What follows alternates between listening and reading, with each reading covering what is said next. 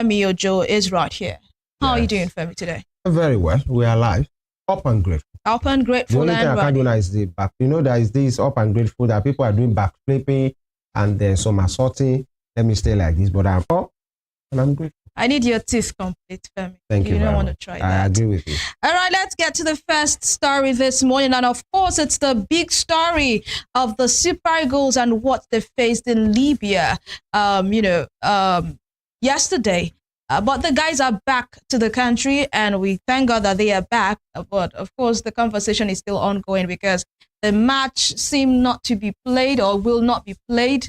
But we are looking forward to what CAF has to say on this particular matter. The Libyans played a hostile host. Yeah. You know, host in the two words, hostile host to the Nigerian team. And this has got a lot of people talking on social media. Victor Boniface, statement, reaction to what happened in Libya. And of course, he is one of the boys. And you can see that picture of him just seated there saying, is this what it is? Victor Boniface says, this is getting scary now. You guys can have the point. We just want to return to our country. Is that giving up, I hear, in that, tweet? No, I think this is more of survival. Not giving up. I don't try. All right, reactions. I am_B model says, wait, oh, they are still there. This is transcending to another thing, or for real, but they are back into the country. I am_Harris says, you people are looking for Nigeria's wala and no rich. Okay, this is no war, this is no battle. Let's just wait for it to be settled amicably. Echie Simon says, Super Eagles in Libya. Gaddafi may have been a Sittite dictator, but with him at the helm, that country operated in sanity, guided principles and order. A football match is a civil arrangement of entertainment and sports that must not be allowed to descend into an anarchic realm. Africa must not always project itself as a continent where decency is distant and decorum is alien. We can do better. We can do better. And really, we can do better and we can be better. And Mrs_Harrison says, where is the Minister of Sports, for crying out loud? What do you guys want the Minister of Sports to do? Yeah, of course, the Minister of Sports was, in the, was not missing in action. He met with the guys and all of that. I spoke to them and they're taking up the matter. So you guys should allow the Minister of Sports, John Ennor, to rest. Insta Playboy says, the most important thing we say, okay, that's for the next story, by the way. Femi, how do you react to this? I think for what Muammar Gaddafi was during his time, for some persons, he was an hero. Yeah. For some other persons, he was a dictator. But even while he was dictating, it was Pan-African in his approach to many things, by the way. But then that's not even the point of contact. It's a shame. An African brother, we treat another African brother in that same way. But there's always been this way people perceive North Africa, or they feel North Africans perceive the rest of the Africa. Like maybe they are not really part of you people. They are just part of you people by geographical location. But then the last time we checked, you're still Africans. And by the way, Libya, for that matter, not South Africa, not Ghana, not Egypt, not Tunisia, Libya, they didn't need to do all that. Even the studio, they say, I need Bobo, But then I think we are happy. First of all, the boys are back. And they couldn't have done beyond what they did. They had to be calm. Because with that kind of scenario, anything could have degenerated. And for what? For a game that is precedented on fair play. Football is about fair play. At every time the players are walking into the pitch, you see the ball boys or the match commissioner, they will always display something that has to do with fair play. And before the match will even start, you are already doing foul play at the beginning. They didn't need all those meanings. But yesterday, we used to blame the NFF and the sport ministry. But I think at this point, they were not to blame at all. And, it's normal that when things happen, we will say, where's the NFF boss? Where is all of these people? Nobody should throw anything at them. The sport minister did what he could do. The president, the general secretary of the NFF was there as well. We even left Philip Shuaibu was there. Yeah, I wonder what they find on that trip, by the way. So Phyllis Schreiber is a sport enthusiast. I understand, but then many of them were there, deplorable conditions. If actually we could have those pictures of those boys, you know, and the picture we showed, the first one was that of Boniface, quite a witty and humorous individual. And you could see the eye of Victor Boniface. I wish you could have Victor Boniface. The eye was using to look at the situation. Yeah. It was one who tweeted and said we should return home. And I think Moses Simon as well. Yeah, we just want to return to our country. See the face. And I know today will be a field day on Twitter for Boniface. Yeah. You know, while he have access to his phone, Moses Simon tweeted and said, "We no play again. We won't just go home." Yeah. And you could remember, in their mind, maybe there will be a part of their mind that panic at that point yesterday, because football, this is what you could do, and security men and everything. But thank God they are back. We hope CAF will come in strongly and serve what they are supposed to serve and do justice, you know, and serve as a deterrent to every other teams. You don't do this. This is out of place. All right, we'll go to our next story this morning. A sad story, but still, let's say in every situation we give thanks to God. We saw a video of a building go down like you would see in a movie, you know, probably when an earthquake is going on. I'll allow you to watch that video and come back to take reactions.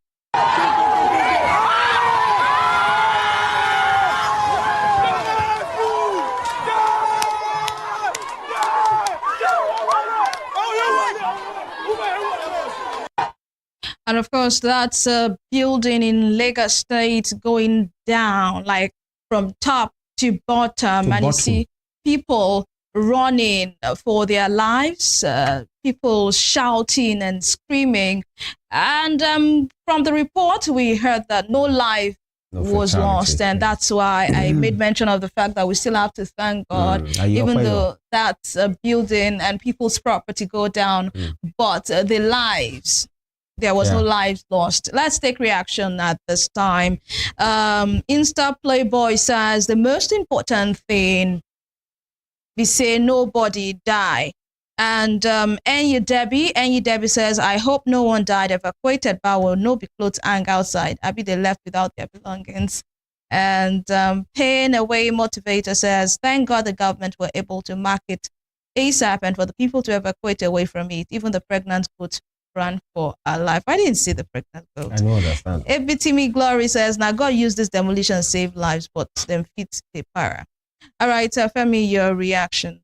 You know, if I will go the Bible way, there was one place one song that we used to sing, the Wall of Jericho fall down flat. Yeah. The children of God are praising the Lord, the wall of, but this one wasn't Wall of Jericho. But the good news is the fact that the building came down without fatality, at least as of yesterday, and it's good one to know. But then there are many of those buildings that we see around us.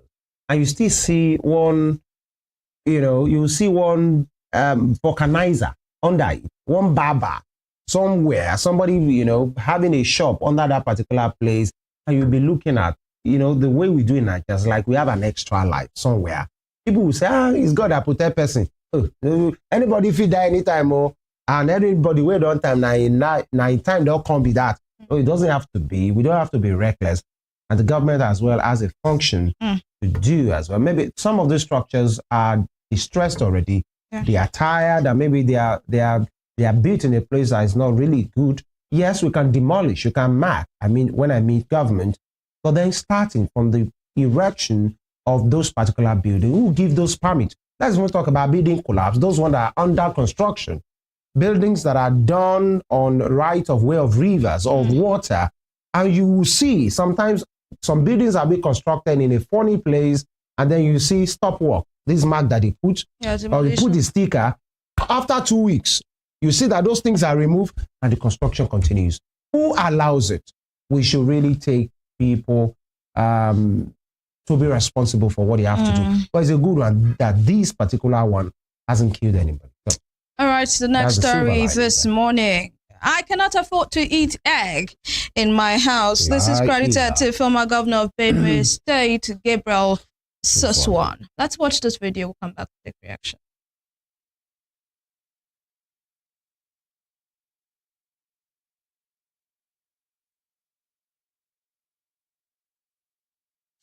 And of course, you can see the former governor of Benue State, Gabriel Soswan, in that particular interview, also lamenting at the unpalatable situation, economic situation in the country. Let's take reaction very quickly. Kingsley Kinde Adebisi says, there is a level to which you can fool the public with your comment. Is it so bad that a former state governor can no longer afford eggs in his house? We should always consider that our comments will be subjected to public scrutiny. And Igbalode Farmer says, these people just come on national TV to insult our collective thinking. And so Prince says, Oga, go for Gardinego. Egg, not egg. And if it's Enyawo, what do they call Enyawo? Well. Yeah. Elder statesman says, stop it. Stop it. Don't do that. Stop it. What do you think? Do you think this is actually an insult to Nigerians who really cannot afford to an egg? Egg now per crate is going for 6,000, 6,500 naira. And we hear in reports sometimes last week that the poultry farmers are saying the egg will soon hit 10,000 naira to a crate. That means there will come a time probably will be buying one egg for maybe 500 naira. But it was 300 naira. If it's 10,000 naira, then it will go for 500 naira. Inside it. Yeah. Okay. But that's not the bone of contention. When they have their own the only thing that comes to my mind right now is the popular words of the popular and the notorious Portable Omolalomi, who go say, you dey wine? Who sues one dey wine? Yeah. Two-time governor. I think he was a senator at some point. He said, no, we eat egg. To make what? Must you lie to make a statement? And if you watch the video again, there was a time the oaths were more like, I mean, spells. These were not be the... Yeah. The only thing you can't do on live show is to wipe the man backhand or find something to do catapult and say, stop lying. This is the way they do. Even if to say Nigeria can't spoil, and they sell a crate of egg, 100,000 naira. So a former governor, two-time former governor, senator at some point. He came to serve the people. It didn't come to pack Should you see the way that they serve them now? It didn't come to pack. The one in your state, how are they serving? No, yes, don't go there. A former governor cannot afford a crate of egg. That was how somebody from Benue State as well. I think the SGF. What's wrong with Benue people? Two-time governor as well. What's the name of this SGF right now? I've forgotten his name now, but his current SGF, former Benue governor, said he can't afford to pay drivers 70,000 naira, and he has 3 drivers. Yeah. And people are asking, what are you doing with 3 drivers? One for the father, one for the mother, one for the children. Abi, two-time governor, he as well. He's in government too. Yeah. He's the SGF of this country called Nigeria. He said he cannot afford to pay 70,000 naira to 3 drivers. It should be ready. Benue people, Abba, may they pity us and respect on ourselves. All right, but for those that cannot really afford an egg a day, we hope that's what we just say. We hope. Because I actually watched a video of someone saying that a friend told her that in her house that she shares an egg with her own husband. Then another egg will share one. 3 children will share one egg. Because they can't afford. I mean, it's to work off the program. It's a shame, really, for us as a country. And until we get it right, we should not stop speaking to these issues. Yeah. That will be all for the show this morning. Thank you for being a part of our world. Spring Trends make a return tomorrow for another interesting time. Until then, have yourself a good and productive day. Femi, thank you for your time. Even me, I tell Benue people, una they cook. My name is Evelyn Ochoa. Bye.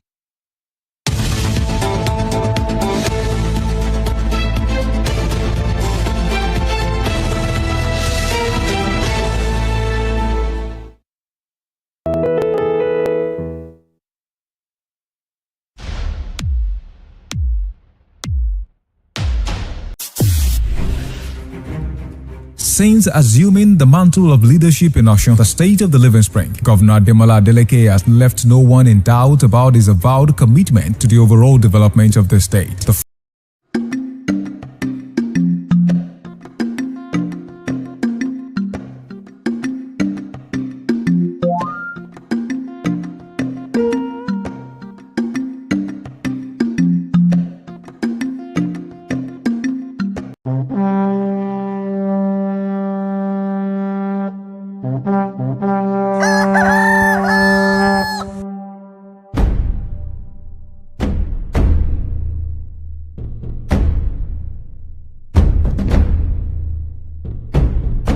Àtótó arére.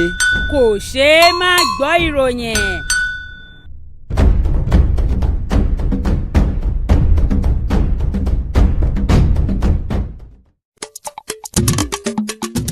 Ìlú Abẹ́òkúta gẹ́gẹ́ bí orúkọ rẹ̀, ìlú tí a tẹ̀dó sábẹ́ Olúmọ.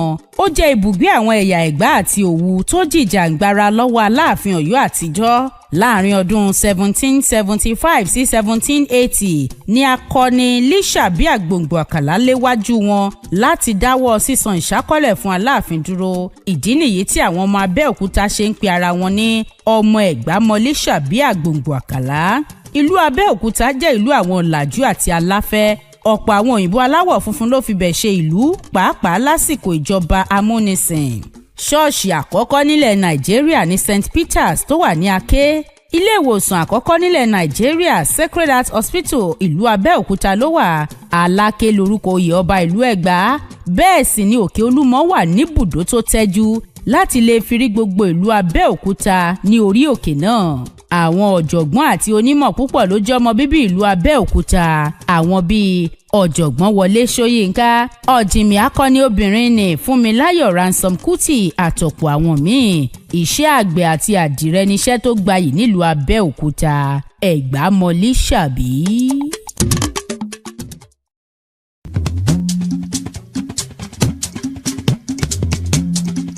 Gbẹ̀bíró kílẹ̀mọ̀ dàwòrò kọ́ọ̀dẹ́ má dìbò sí. bá ṣe gbé ètò yìí kalẹ̀ láti lè jẹ́ kóníkálùkù fi ṣe òdiwọ̀n ìdílé wọn. òtítọ́ ọbẹ̀ ni pé kò sí ìdílé kan tí ò ní ìpèníjà àti ẹ̀. ṣùgbọ́n àtẹ́lẹwọ́ ẹni la fi ń tún ẹni ṣe. àti oníkálùkù bá kọ sí ìpèníjà náà ìdílé yóò sọ bí ìdílé yóò ṣe rí. Gbẹ̀bíró ká finúkonú ká fikùnlukùn pẹ̀lú àwọn lọ́kọláya lọ́lọ́kan òjọ̀kan lórí ètò. níbẹ̀ lọ́mọ Afọlábí ó ti mọ tàkò tó béèrè sí wọn láláì fìkan pé méjì lórí ọ̀rọ̀ tó ń dá òwòhòwò sílẹ̀ nínú ìdílé. bẹ́ẹ̀ sì làwọn àlejò náà yóò mọ jẹ́ ká mọ ọ̀nà tí wọ́n ń gbé gbà sílé wọn ò fi dàrú tí fi ń tò. Gbẹ̀bíró ẹ máa pàdé Múyìwá Àfọlábí lórí ètò yìí ní gbogbo ọjọ́ àbámẹ́ta láago 8 òwúrọ̀ tí àtúntẹ̀ rẹ̀ ó sì tún máa wá láàrin ọ̀sẹ̀ ní ìkànnì móhùnmáwòrán Western Spring Television ìkànnì 110 lórí StarTime. Gbẹ̀bíró tọ̀sẹ̀ yìí ó máa yàtọ̀ ní kò ní yàtọ̀ fọ́.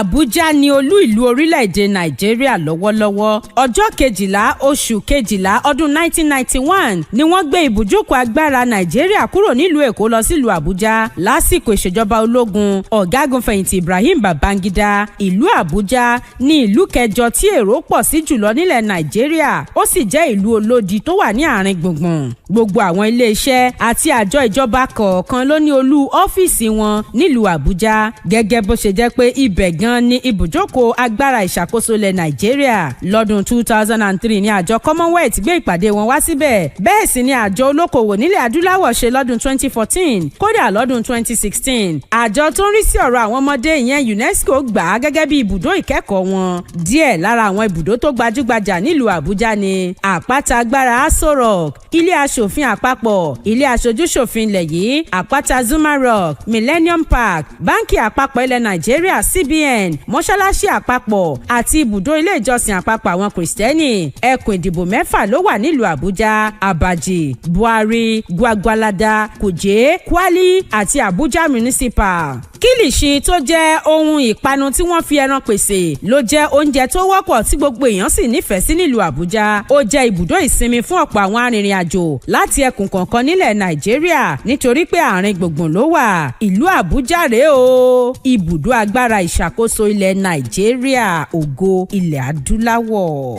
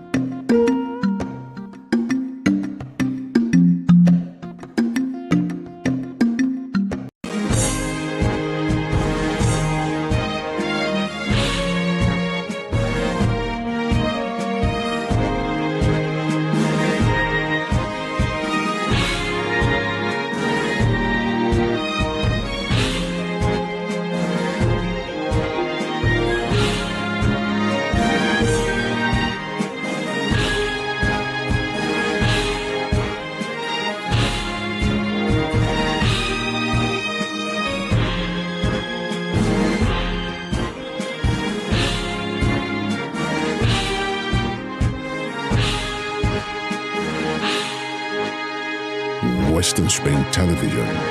Ours it is. Ètò yìí tún ti dé o. Ètò ìgbìmọ̀ àjọrò ló tún gorí afẹ́fẹ́. Tọmọdé tàgbà ẹ súnmọ́ bí ẹ jẹ́ ká jọ sọ. Adéyẹmí Ọlábọ̀dé ló sọ wípé ohun abádìjọ́rò gígùn nígùn. Ẹ ṣeun gbogbo ẹ̀yin olólùfẹ́ wa. A dúpẹ́ pé tún darapọ̀ mọ́ wa ní ọjọ́ tòní. Ẹ ti mọ̀ wípé bí ojú bá ti mọ́ ọ̀yà là, ojúmọ́ téèyàn bá sì rí ojúmọ́ àlàáfíà ni mọ́ ń jẹ́. Béèyàn bá ṣẹ̀ṣẹ̀ bẹ̀rẹ̀ ètò náà ojúmọ́ tiẹ̀ náà nu. Bá ṣe bẹ̀rẹ̀ ìjókòó lé lọ́jọ́ tòní, ojúmọ́ tiwa náà ni ojúmọ́ ire ojúmọ́ ayọ̀ ní kó mọ́ gbogbo wa. Akínyìn ẹ káàsán, ẹ̀yin náà mọ̀ pé bí aago 3 bá ti ro kògó ní gbogbo ọjọ́ Ẹtì, òun náà ni ìjókòó lé ìgbìmọ̀ àjọrò mọ́ ń wáyé. Nínú ìjókòó lé ìgbìmọ̀ àjọrò ní gbogbo àwa honorable àwọn ọmọ ilé ìgbìmọ̀ àjọrò tí mọ́ láǹfààní láti sọ àwọn ọ̀rọ̀ tó jẹ́ ọ̀rọ̀ pàtàkì, àwọn ọ̀rọ̀ tó jẹ́ ọ̀rọ̀ sunukun, àwọn ọ̀rọ̀ tó ṣe gbòógì lórí àwọn kókó tá a bá ń mú wá tá a bá ń nà ń bẹ́ẹ̀ nínú ìjókòó ilé ìgbìmọ̀ àjọrò. Gẹ́gẹ́ bí ẹ ṣe mọ̀ wípé oríṣiríṣi ẹ̀ka láti mọ́ mú àwọn kókó ọ̀rọ̀ wa sínú ìjókòó ilé ìgbìmọ̀ àjọrò. Ó lè jẹ́ lẹ́ka ètò òṣèlú, ó lè jẹ́ nípa ọrọ̀ ajé, ó lè jẹ́ nípa ètò ọ̀gbìn, ètò ìlera, ètò ẹ̀kọ́ àti àwọn ẹ̀ka míì. Èyíkéyìí tó bá jẹ́ ẹ má jẹ́ àti ọwọ́ òṣèlú, ọwọ́ ẹlẹ́yàmẹ̀yà tàbí ọwọ́ ẹlẹ́sìn ìjẹsìn bọ àwọn ọ̀rọ̀ tí a bá ń gbé yẹ̀wò. Nínú ìjókòó ilé ìgbìmọ̀ àjọrò gbogbo wa náà la jẹ́ honorable. Ẹni tá a bá wá ń pè ní honorable, ẹni àpọ́nlé, ẹni àyẹ́sí, kò yẹ kírò èèyàn bá àwọn mọ́ sọ̀rọ̀ àbùkù, ọ̀rọ̀ tó lè dá họ́wùhọ́wù sílẹ̀ tàbí yánpọn yánrin láàrin ìlú. A ní ká mọ̀ sójú àbí ọ̀rọ̀ níkò. Ṣé wọ́n ní sàn láàrin ajé ni mú ní pẹ́kọ̀ ọ̀rọ̀? Bẹ́ẹ̀ sì rèé, a kì í ní kó ní gbègbè ó gbétọ̀ fún Rẹ̀mí. Ẹ jẹ́ ká rí wípé a gbé kalẹ̀ láì tàbùkù ìlànà àti òfin tó rọ̀ mọ́ ìjókòó ilé ìgbìmọ̀ àjọrò. Èmi tí mo jẹ́ abẹnugan fún ìjókòó ilé ìgbìmọ̀ àjọrò ni Right Honourable Adéyẹmí Ọlábọ̀dé. Nínú ìjókòó ilé ìgbìmọ̀ àjọrò, mo kí gbogbo ẹ̀yin tẹ́ ń wò wá lójú móhùnmáwòrán níkànnì Western Spring Television. Akínyìn o, gbogbo àwa tá a wá jọ wà papọ̀ nínú kulu náà. Ẹ ṣeun, ẹ kú ìfọmọnìyàn ṣe. Adúpẹ́ fún àsìkò tẹ́ filẹ̀ àti gbogbo nǹkan tẹ́ filẹ̀ láti darapọ̀ mọ́ wa nínú ìjókòó ilé lọ́jọ́ tòní. Nínú ìjókòó ilé ìgbìmọ̀ àjọrò tó kọjá, ohun tá a gbé yẹ̀wò òun náà ni ọ̀rọ̀ nípa orúkọ tí ààrẹ Bọ́lá Tinubu fi ṣọwọ́ sílé aṣòfin àpapọ̀ ilẹ̀ yìí pé kí wọ́n lè gbé ìgbésẹ̀ àyẹ̀wò lé wọn lórí, kí wọ́n lè jorúkọ àwọn èèyàn náà ló ń tẹ̀ láti lè dípò mínísítà mú ní orílẹ̀-èdè yìí. Èyí tí ẹ̀yin honorable sì gbé ìwòye ìyà ọ̀tọ̀ọ̀tọ̀ kalẹ̀ lórí wọn wípé ṣé irú àwọn èèyàn yìí ní àmúyẹ, ṣé wọ́n ní àtìmọ́ ṣe bọ̀, ṣé àwọ̀ wọn kájú ìlú àti bẹ́ẹ̀ bẹ́ẹ̀ lọ ní nǹkan tí a gbé yẹ̀wò nípa àwọn orúkọ náà. Honourable Jamiu Semiu láti ìlú Ìníṣà ni wọ́n dá àbá kí a so ìjókòó ilé tó kọjá rọ̀. Lẹ́yìn náà ní Honourable Eko Mary láti Àgùnbẹ́lẹ́wò kejì àbá pé kí a bẹ̀rẹ̀ ìjókòó ilé náà. Kí a tó bẹ̀rẹ̀ ìjókòó ilé tòní, kí Honourable wa kan bá wa nawọ́ sókè dá àbá kí a bẹ̀rẹ̀ ìjókòó ilé. Lẹ́yìn àbá àkọ́kọ́ kí Honourable mi bá wa kejì àbá náà. Honourable wa láti Ọlọ́jà Àbálá. Èmi ni Honourable Lami Sefiu láti ìlú Ọlọ́jà Àbálá. Ẹ bá wa gbóhùn sókè sí. Èmi ni Honourable Lami Sefiu láti ìlú Ọlọ́jà Àbálá City tí wọ́n dá àbá kí a bẹ̀rẹ̀ pàdé tòní ní sánsan. Ó dáa, ẹ ṣe kí Honourable Abusi Naira ó bá wa kejì àbá náà. Ó yá o. Mo kí Mr. Speaker. Ẹ ṣé o. Ẹ kú iṣẹ́, ẹ kú ètò ẹ̀ ní dààmú. Àmín. Tòní ò tún ní jáse mọ́. Àmín o. Èmi ni Honourable Ganiyu Hakeem Abusi Naira láti ìlú Ìbà. Mo kéjì àbá kábẹ̀rẹ̀ ìgbìmọ̀ àjọrò tòní nísànsàn. Ó dáa, ẹ ṣe. Lẹ́yìn àbá látẹnu Honourable Lamid Sefiu láti Ọlọ́jà Ìbálá tí Honourable Ganiyu Hakeem Abusi Naira láti ìlú Ìbà kejì àbá náà, lèmi abẹnugan ń bẹ̀rẹ̀ ìjókòó ilé náà. Ètò yìí tún ti dé o. Ètò ìgbìmọ̀ àjọrò ló tún gorí afẹ́fẹ́. Tọmọdé tàgbà ẹ súnmọ́ bí ẹ jẹ́ ká jọ sọ. Adéyẹmí Ọlábọ̀dé ló sọ wípé ohun abádìjọ́rò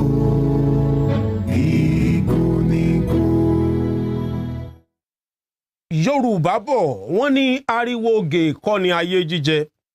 Ní àwùjọ wa ní ojú tó mọ́ lónìí, ó ti di àṣà, ó ti di ìṣe fún ọ̀pọ̀lọpọ̀ àwọn èèyàn láwọn ìlú ńláńlá àti àwọn ìletò ní orílẹ̀-èdè yìí láti máa pariwo oge lálálá láwọn ibi iṣẹ́ òòjọ́ wọn, ibi okòwò, ibi ìjọsìn tàbí ní àdúgbò.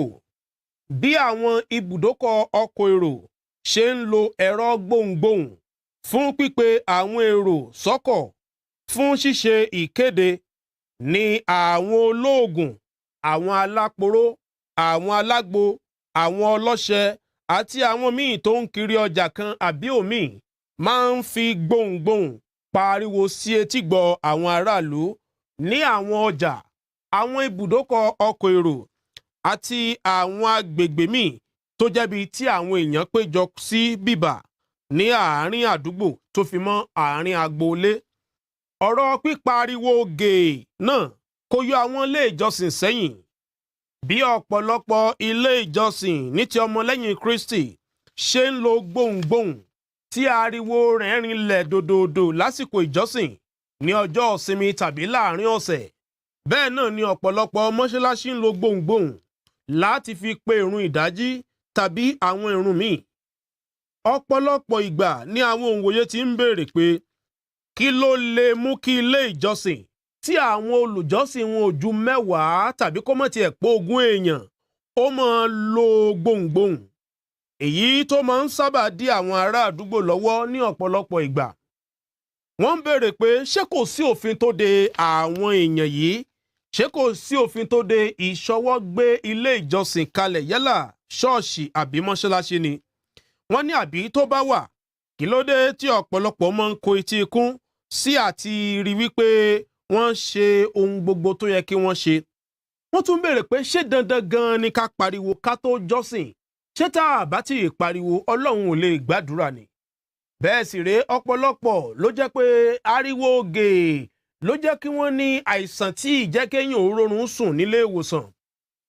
Gbogbo kókó ọ̀rọ̀ yìí ló ti di nǹkan tí àwọn èèyàn ń gbà bí ẹni gba ìgbọ̀n ọtí.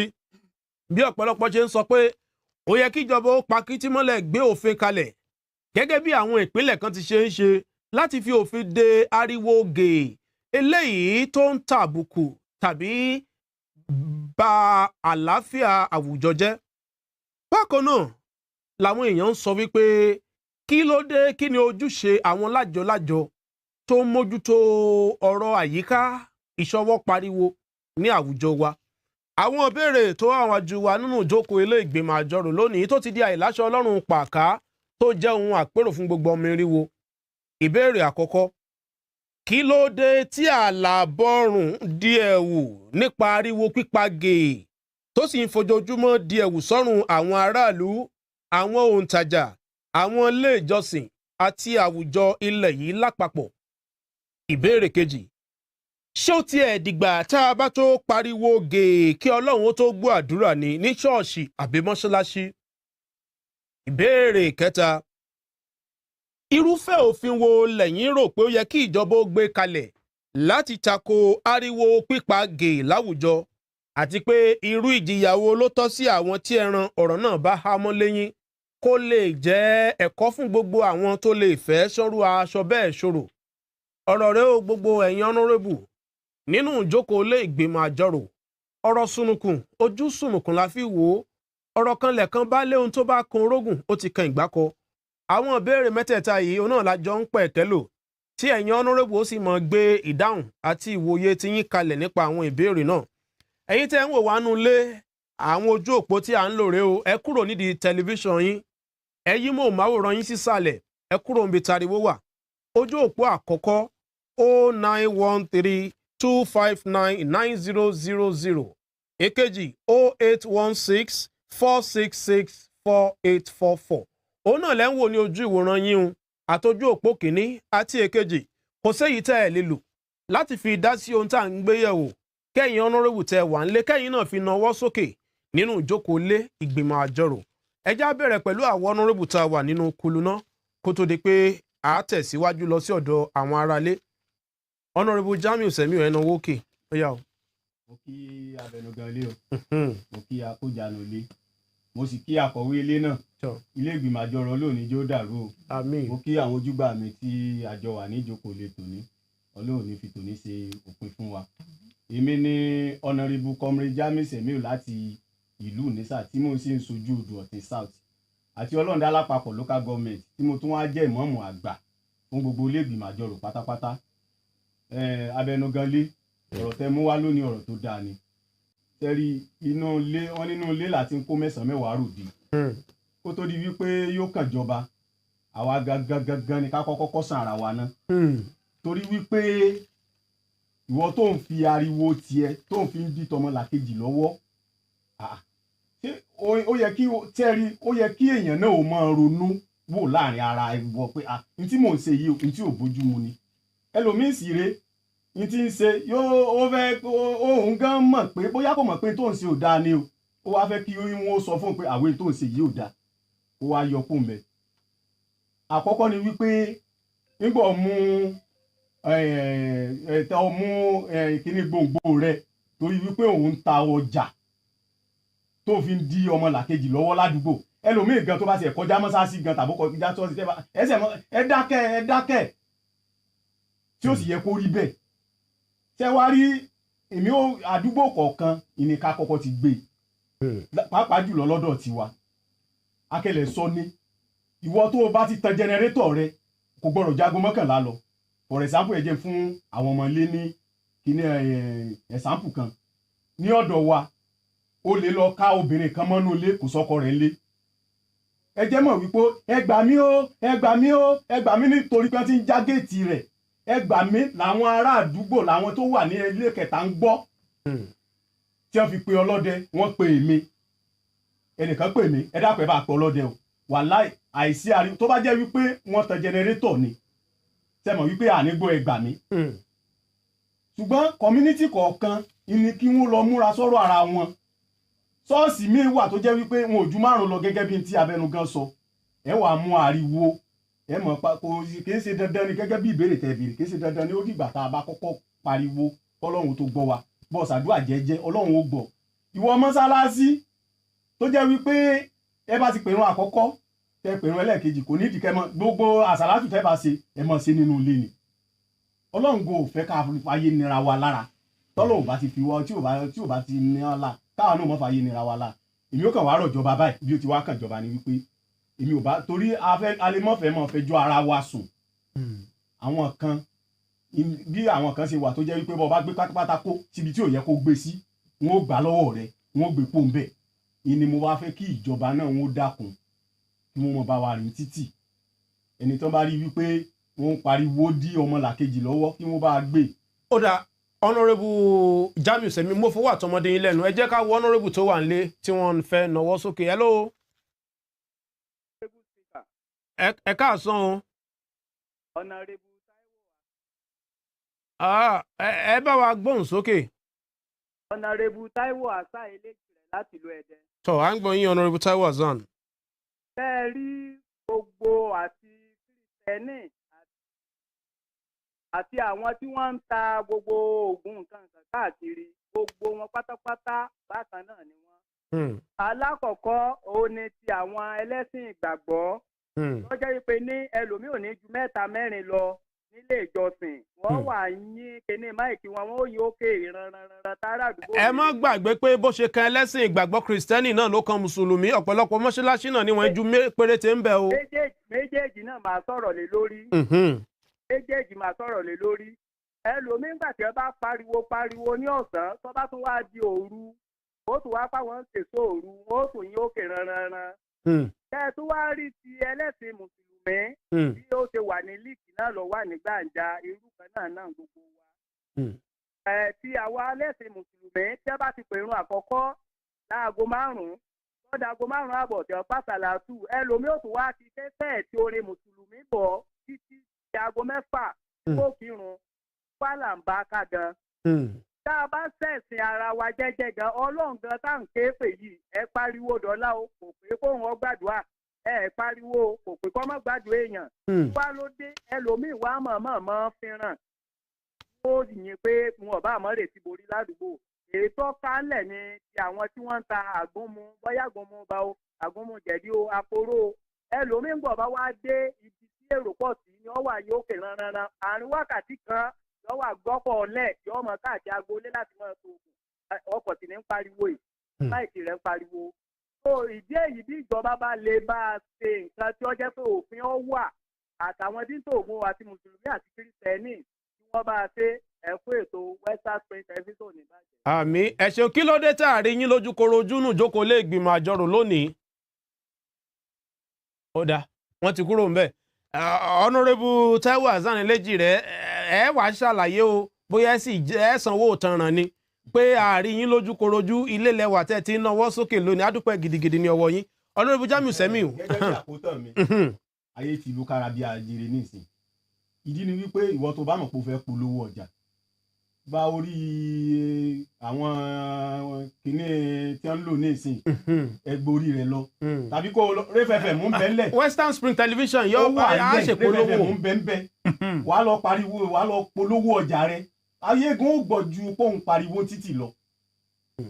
tẹlifíṣàn wà ń bẹ̀ WSTV ń bẹ́ńbẹ́ wàá polówó ọjà ó péré sí ni wọ́n gbà lọ́wọ́ rẹ̀.